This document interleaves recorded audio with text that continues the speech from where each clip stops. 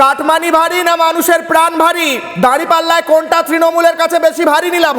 উত্তর দেখুন, তৃণমূলের কাছে সবসময় কাটমানি ভারী, কারণ তৃণমূলের নেতাদের একটাই লক্ষ্য কিভাবে টাকা খাওয়া যায়। আর এই যত অবৈধ নির্মাণ হয়েছে সব জায়গা থেকে তৃণমূলের দ্বারা টাকা খেয়েছে। আপনি যে কোনো জায়গায়, কলকাতা শহর অবশ্য যে কোনো জায়গায়, কলকাতা শহর হোক, পঞ্চায়েত হোক, মফস্বল শহর হোক, পৌরসভা এলাকা হোক, কর্পোরেশন এলাকা হোক, আপনি গিয়ে একটা বাড়ির ভিত খুঁড়তে যাবেন, তৃণমূলের নেতা চলে আসবে, এসে বলে এই ককাটা জায়গা তোমার এত টাকা কাটমানি, কাঠা ধরে ধরে কাটমানি হয়।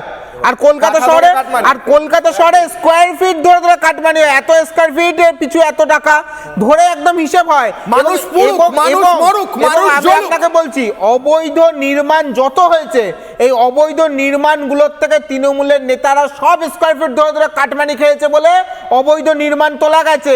এদের কাছে মানুষের প্রাণের কোনো দাম নেই, আমি দায়িত্ব নিয়ে বলতে পারি, এদের ফায়ার লাইসেন্স নেই, যার জন্য আজকে এই অবস্থা। যে মানুষগুলো মরে গেছে, মানুষগুলোকে নিয়ে এদের কোনো চিন্তা নেই, এদের লক্ষ্য কোথা থেকে কিভাবে কাটমানি খাওয়া যায়। আর প্রমোটার মানে তো তৃণমূলের ঘরের লোক। আপনি একটু কলকাতা শহরে দেখুন, নীলাদ্রি বাবু কাউন্টার করছেন আপনাকে, একবার শুনে নি, একবার নীলাদ্রি বাবু হয়ে গেছে, আমি শুনে আপনার কাছে আসি।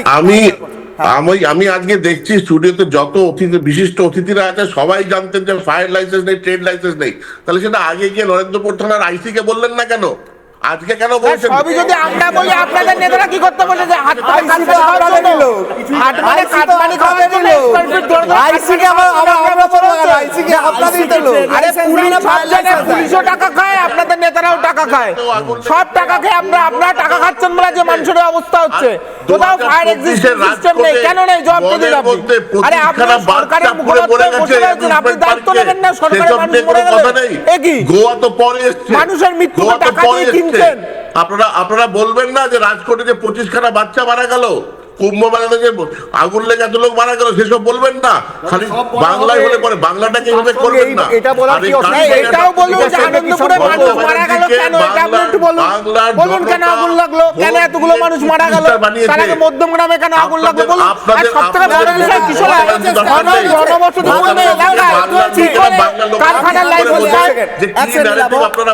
তৃণমূল স্পেশাল ভারত সফর বাস শুরু হয়ে গেছে। একটা স্পেশাল বাস আছে, প্রতিদিন সন্ধ্যাবেলা দাঁড় করিয়ে রাখে, এই ডিবেট শুরু হলেই বাসটা স্টার্ট লাগে, আর স্টার্ট দিয়ে অ্যাক্সিলারেটরে প্রেস, গোয়া চলে যায় সোজা, অরুণাচল। আরে ভাই, বাংলায় ভোট পেয়েছেন স্যার, বাংলায় আগুন লেগেছে, বাংলার মুখ্যমন্ত্রী যাচ্ছে না নীলাদ্রি বাবু।